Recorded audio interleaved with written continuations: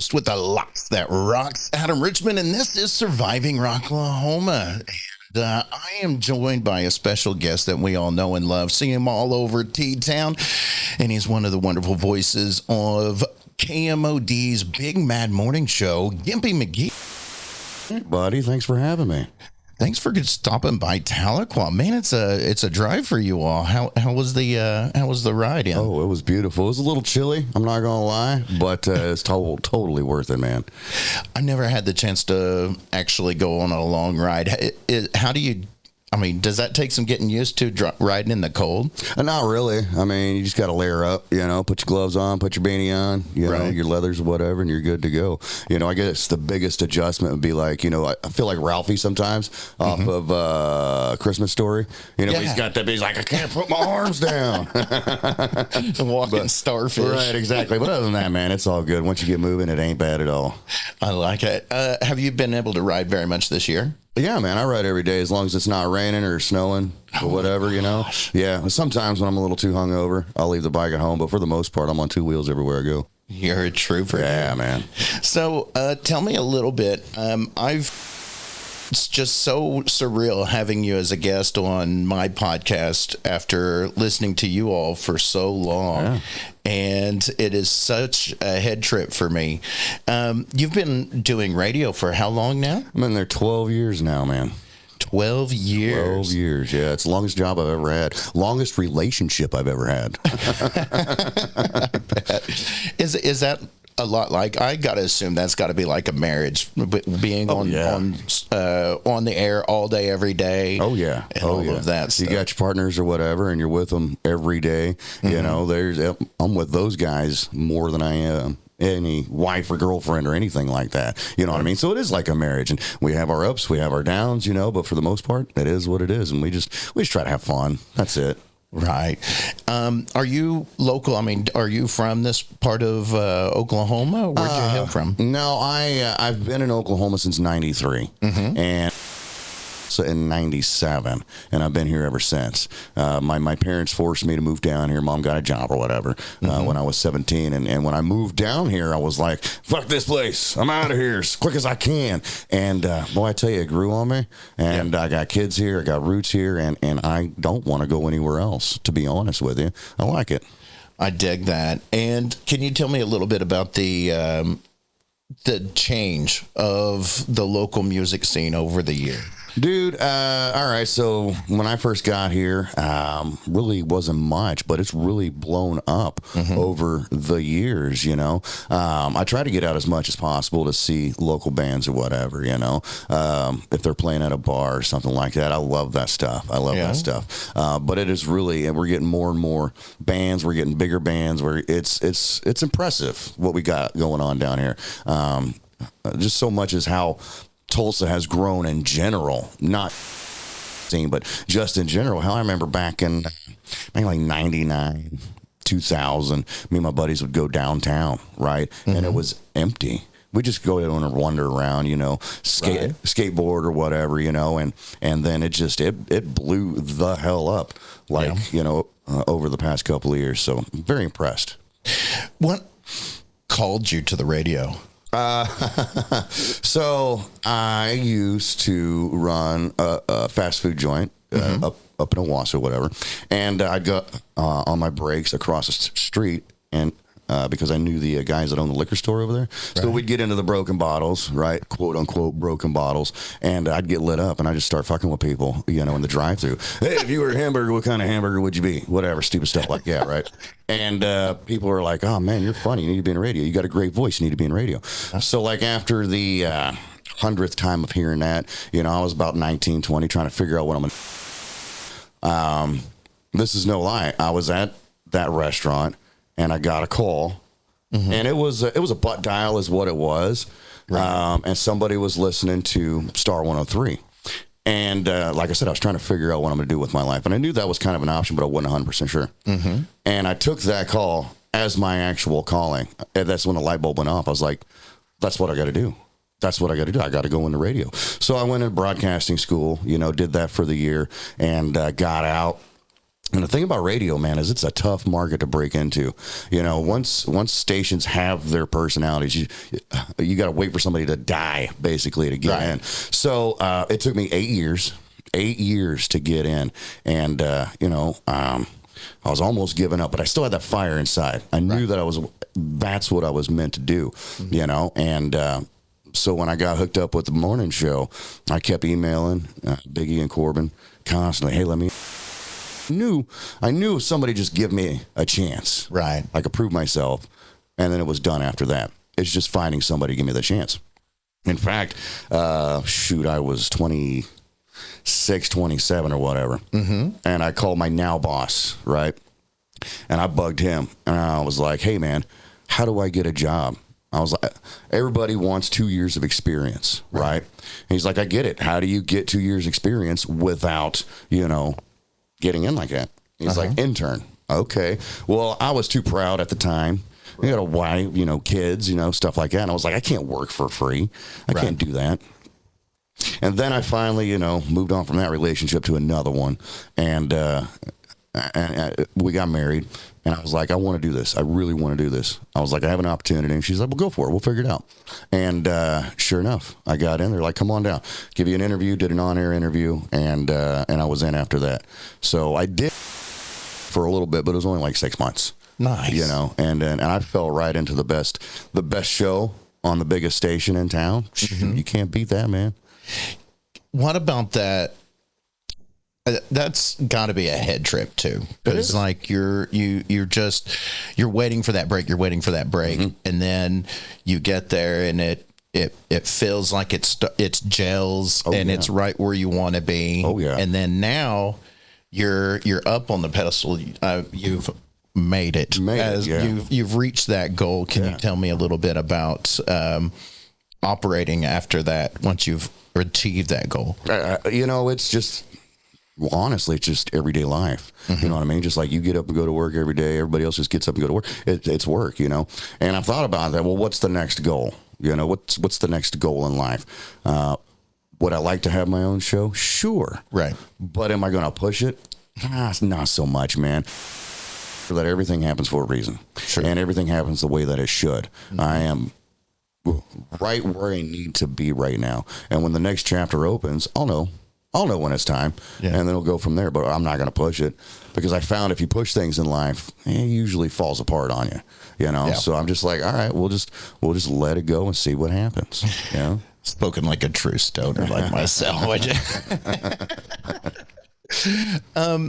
One thing from doing this show that we all can say it until we're blue in the faces, but we still can't help but to put like our musicians, our favorite rock stars and stuff on that pedestal. Yeah.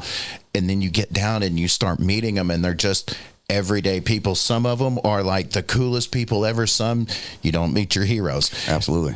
Can you tell me what was some of your favorite meet and greets? Oh, man. Yeah. We just got done hanging out with Solo Yerna from Godsmack. Was that last Thursday or whatever? Congratulations, by the way. And I'm a huge Godsmack fan. Right. And I've met him a couple of times before. We've had him in the studio and at Rocklahoma or whatever. But to be able to sit down with him for a whole hour and just shoot the shit like we're doing right now was amazing. He's just an awesome dude. He's very grateful, for what he's got and how he got there. He's said it many times before. If it wasn't for radio and touring, they wouldn't be where they're at right now. So he was an awesome interview, and he's just a good dude. And he's like, I'd like to hang out with him. Let's go have some beers or whatever. Maybe play some cards or whatever. So that was a good one. Another probably most memorable one was Rocklahoma. Not last year, maybe last year, the year before. It was Jelly Roll. Jelly Roll. I seen a picture up there on your wall or whatever. So, Rocklahoma, right? Minding my own business. I'm outside smoking a cigarette, and I look up, and I seen him walking this way, and I just said, "Motherfucking Jelly Roll," and he looked, and he said, "Motherfucking Jelly Roll," and he come over, and we start talking or whatever, and I was like, "Hey, man." we're not slated to have you on, and I know you're a busy kind of guy. Yeah. I was like, but we'd love to have you in the studio and talk for a little bit. He's like, yeah, absolutely. Absolutely. Wow. Let me finish up with these guys over here, and then I'll be right there. I was like, awesome. Hell yeah. So like 45 minutes go by, and I was like, this son of a bitch. Yeah. This son of a bitch is leaving me. He's going to leave me hanging. And then all of a sudden, you see the eclipse, because he's a big guy, just kind of shadows everything. And I said, oh, damn. So he came in and sat down. I tried to give him a chair. He's like, I'm a fat man. I can't sit in that. So he pulls over my cooler and uses that as the chair. And I was like, hell yes. So we sat and talked. And he was an awesome dude, too. He sat there and shook every hand. Autograph. We had to pull him away. His handler was like, dude, we got stuff to do, man. Come on, can you get him? Yeah, I'll be there in a minute. And but yeah, he was a really awesome kind of guy. Yeah. I'm glad you mentioned Rocklahoma. And by the way, congratulations to Jelly Roll. Man, he's winning all those awards and everything. Right. CMT really award and now Grammy and all of this. Yeah. You mentioned Rocklahoma. Can you tell me a little bit about your side of Rocklahoma in terms of, I'm sure you've been as a fan and then you've been as the media. To be fair, I've only been as media. Oh, really? Yeah, I have never been to Rocklahoma before I got into radio. I'm not going to lie. Wow. So getting in on it on the backside of it, it's awesome. Yeah. It's awesome, and I am a huge fan, of Rocklahoma and that festival. And for the first couple of years, I would just go out there and then drive home and then drive back. And the last couple of years, I started out there, and that, my friend, is the way to go. That's the best way, because you don't have anything to worry about. You don't have to worry about police or people. I think the last time I rode home, which is funny. Your podcast is called Surviving Rocklahoma. And I actually survived Rocklahoma. I was on my way back, and I was around Catoosa. I was on my motorcycle. It was storm and rain, had a passenger, and laid my bike down. Yeah. Oh my gosh. And she went flying off, landed in the grass or whatever, and I hit the ground, and I'm sliding, and I luckily I had my helmet on. Right. Usually I don't ride with one, but for that reason that day, I had my on. So as my face is sliding across the asphalt on 412 out there by the Hard Rock, I was just thinking to myself, man, I'm glad I got my helmet on. My hand got pinned underneath me, so I'm sliding down the road or whatever. Right. And I ended up ripping my hand up pretty good, severed right here on my wrist or whatever.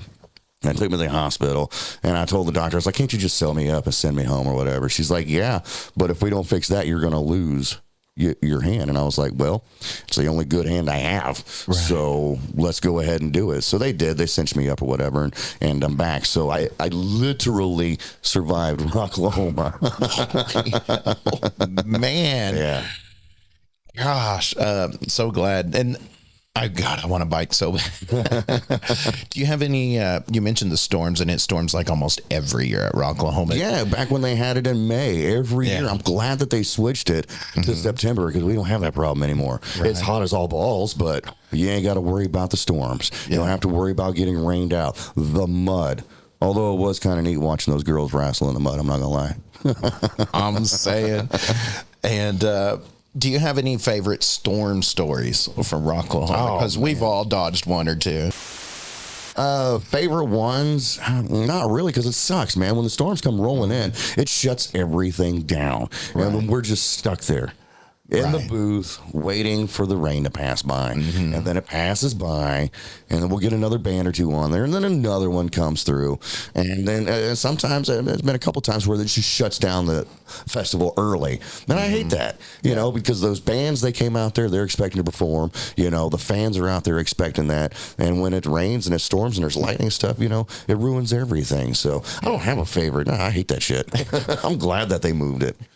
Our mutual friend Christy loves the rain at Rocklahoma, so I think I'm going to say that one's for you, Christy. You can take that rain elsewhere, man. 2015, that was the closest I ever got to seeing Lincoln Park, and they got rained out. Right. And then 2 years later, we lost Chris Cornell, and the year before that, we lost Scott White.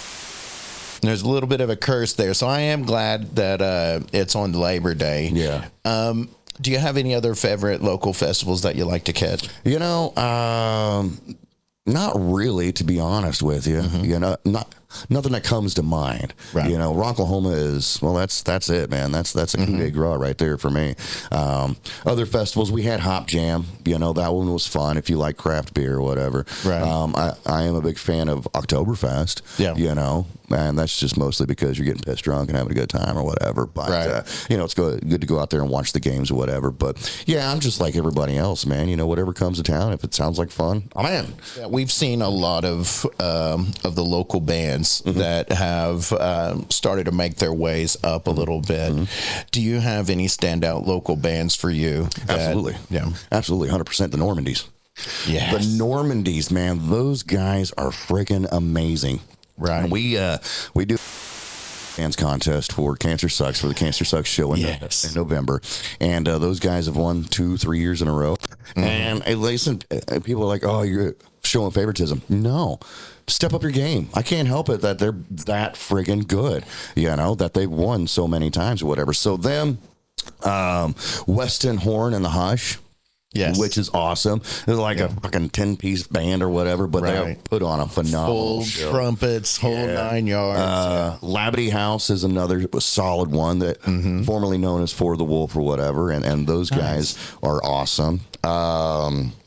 Who else do we have out there, man? There's so many of them out there. But yeah, I'd have to say for those are the ones that stand out the most. Yeah, I got you. So, when you're not on the radio, what are you doing in your downtime? Usually drinking. I'm just being honest with you. You know, I hang out and I play video games at the house or whatever. Watch TV, go to the bar, shoot pool, play darts, stuff like that or whatever. Yeah. Shit yeah. So tell me a little bit about your roots, like coming up, like where you said you're not from here originally. Yeah. Where did you come from? I grew up in California, spent the first 10 years of my life out there, Air Force brat. So I lived out there for a while. And then when my folks got out of the service, we moved to Alabama. That's where my mom's side of the family, and you want to talk about culture shock, man. You know, I'm coming from the West Coast, Bay Area, and we're going to the deep woods of Alabama. Fucking hillbillies. But, you know, I moved out there when I was like 10, and then lived there for to about 13, so about 3 years, and then we moved here to Oklahoma. I lived in Newkirk, if you know where that's at, northern Oklahoma. Lived there for about 3-4 years, something like that, and then been down here in Tulsa ever since. Nice. Good. And we've you spend a little bit of time there out here at the river and everything. Do you have any standout memories of your time out here on the river? Oh, Jesus Christ, man, yeah. Let's see here. Back when I was 19, something like that, yeah. Floating the river with my friend. He passed away that year or whatever. So it was with his sister, and we spent like 4 days on the river, a whole bunch of us, me and my brother. And I had this it was an old like 94 Ranger or some shit like that, right? Oh, shit. And we did nothing. My brother and I did nothing but just drink all weekend long, and passed out in the back of the truck. I woke up puking bile because, you know, you need to eat when you're drinking, but as a 19-year-old kid, you don't think about that. You're like, woo, let's party or whatever. There's nutritional content on here. Right. It's a pork chop in a can, man. Drunk, jumped into the river with my boots on, and damn near sank to the bottom. Had somebody come and fucking pick me up or whatever, so that was a lot of fun. Let's see, birthday a couple of years back. Yeah. I try to get a cabin or camp or something like that, you know, for my birthday, and we float the river, and we all just have a good time. Last year, we did it, and my buddy Chip, he brought a gallon of pickle juice shots, right? And he makes them strong. And between like the 12 of us, we polished that bottle off before we even made it a gallon to the stopping point or whatever. So that was fun. It got to the point where everybody was just like, you know what? Let's just go. So we're all trying to hoof it back there. We're all pissed drunk. Everybody's falling over. It was a good time.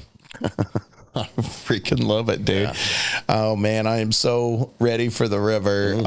I got my kayak last year, and now after retiring, I suck at golf, so I figure, well, maybe us Gen X for retirement. Why not? I've seen that. You actually inspire me. I want to get one. You know, Really? I've been wanting to get one for a while, but you know, that stuff's not cheap.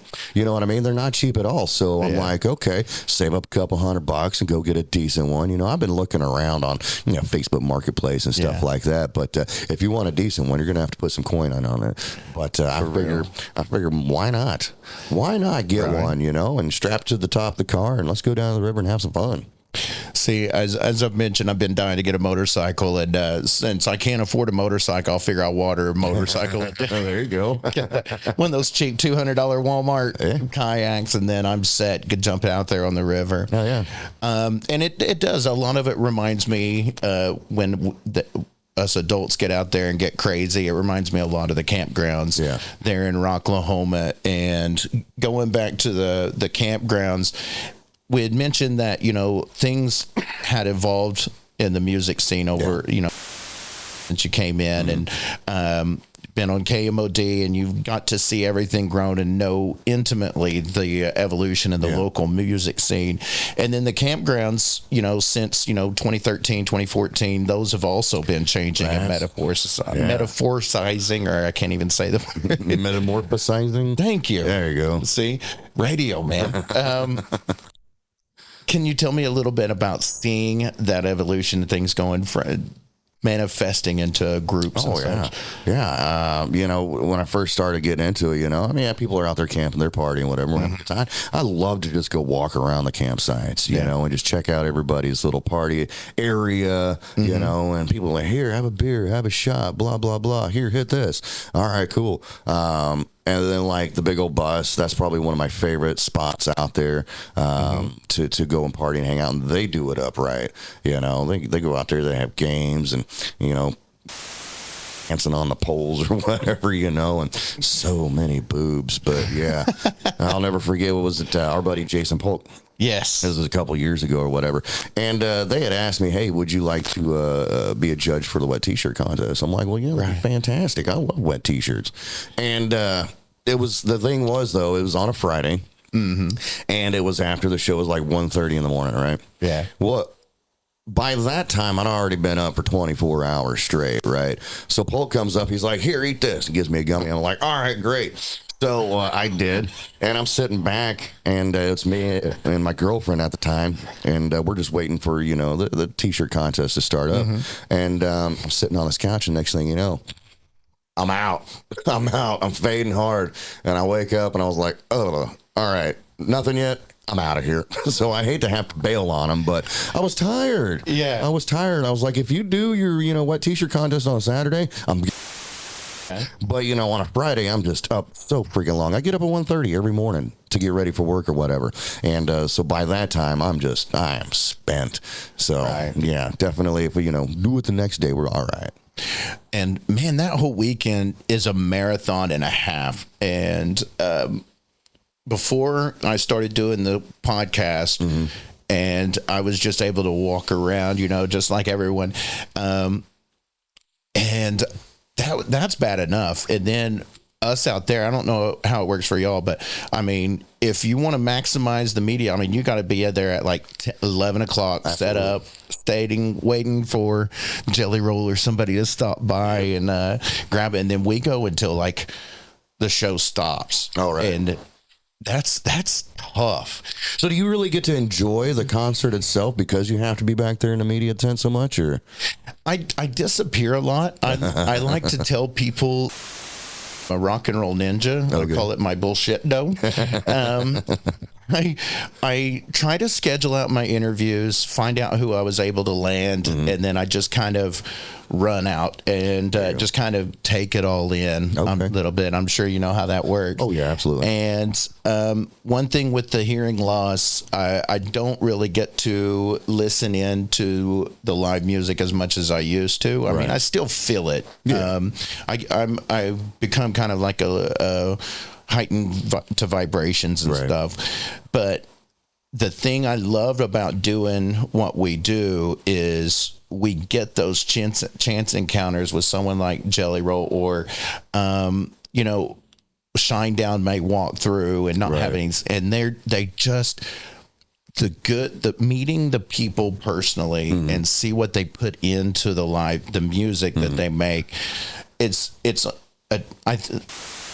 very fair trade. Yeah.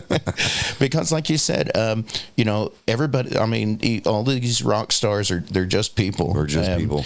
You get some of these folks that you watch on TV and you see the caricature of them. I think the most profound difference that I noticed was the guys of Guar. Okay. So, we've all seen Guar, and I mean, they're just, you don't know how to process it. But right. if they come out without their makeup on and everything, you can't recognize them at all. And they talk like any of us. So I had no idea who these guys were. Right. And I did notice they were smiling a lot when they were walking around, and then they come back and like pro wrestlers, man. I mean, they're in character.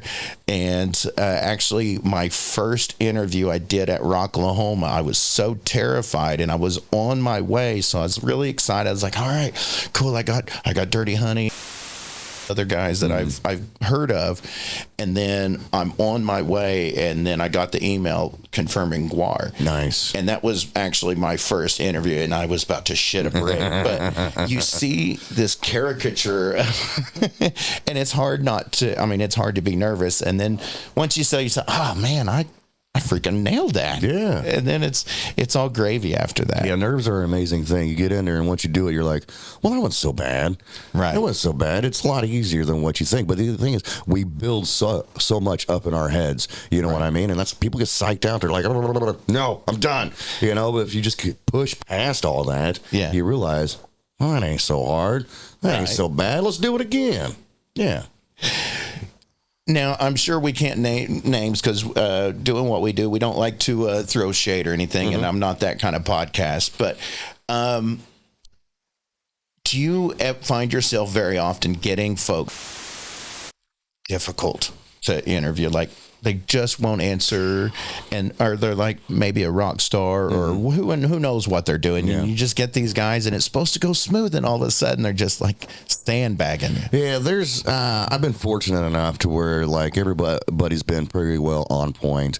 There was one band, like I said, we won't mention the names. Like every other time we talked to them, it's been solid, but one time, I guess, I don't know, off, having a bad day, headache, maybe didn't get laid. Fuck, I don't know what the problem was. But it was, it was just kind of, you could tell something was different. Something was wrong. And it was just like, all right, cool, whatever. Yeah. Fine, have a nice day or whatever. But for the most part, everybody I've ever talked to has been pretty solid. Same. I had one, but it wasn't no big deal. And the great thing about it, being independent, if I don't get a good interview, I don't get a good interview. No one knows the difference. Yeah. And then sometimes and I'm not going to name names, he came in, and that dude was like out of his mind. Like I don't know if he had been snowboarding. I don't know if he had taken some pills or anything, but he did not. I don't think he knew where he was. That doesn't surprise me. That damn rock stars. Right. Do you have any stories from your time in broadcasting where you've got an interview and it just took you to places that you just, where is this going? No, not really. Not off the top of my head anyway. Yeah. We get in and we talk to them, promote whatever they're looking for or whatever. And then, I guess maybe when we were talking to Sully last week or whatever, he came in, he was just full of energy and fire. You know what I mean?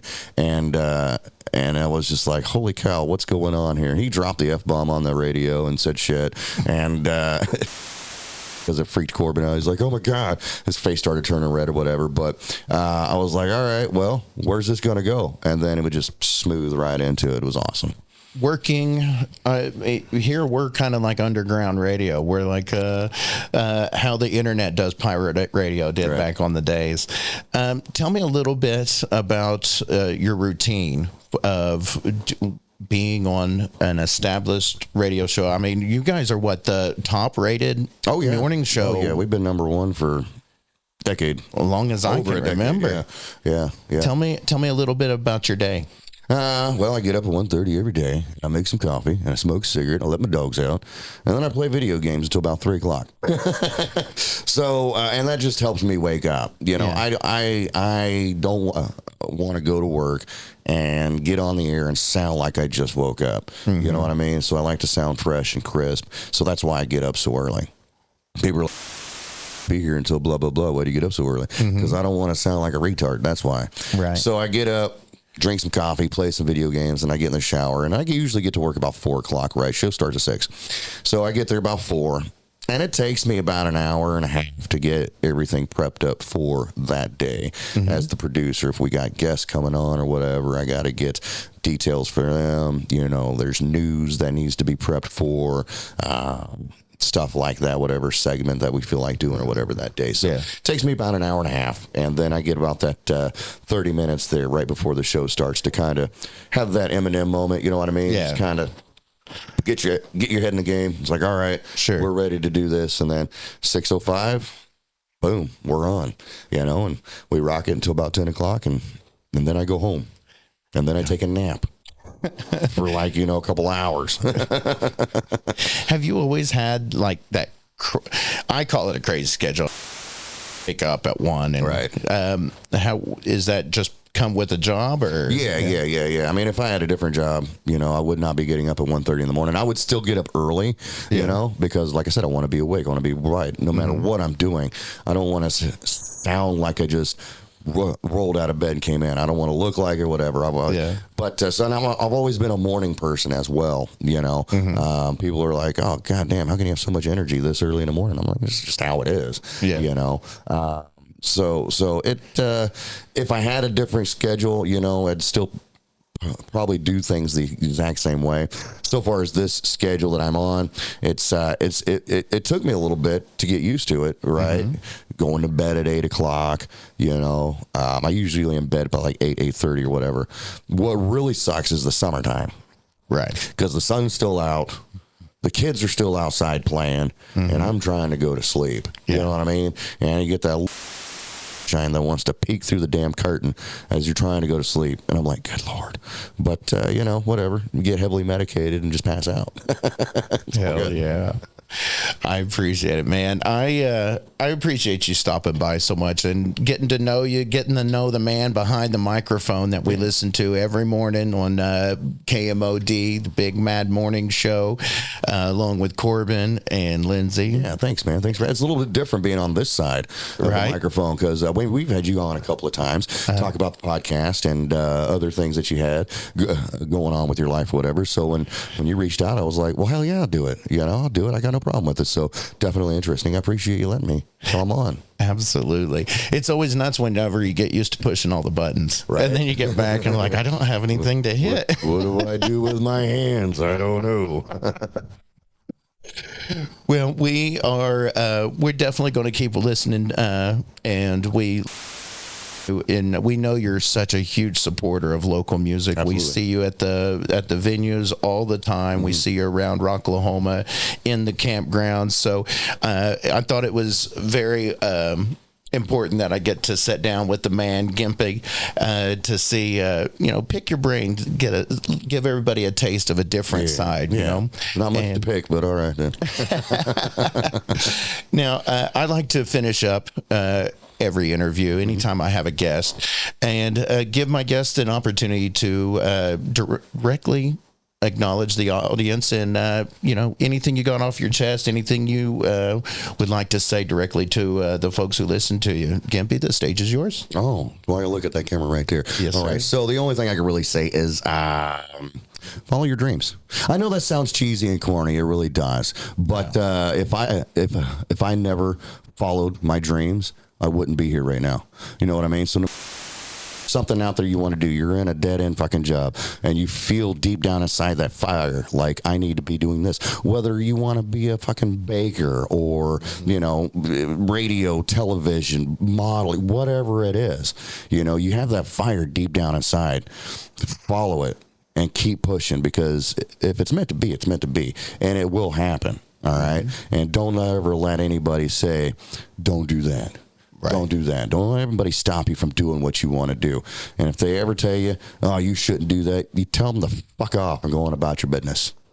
It's that easy. I could not agree more.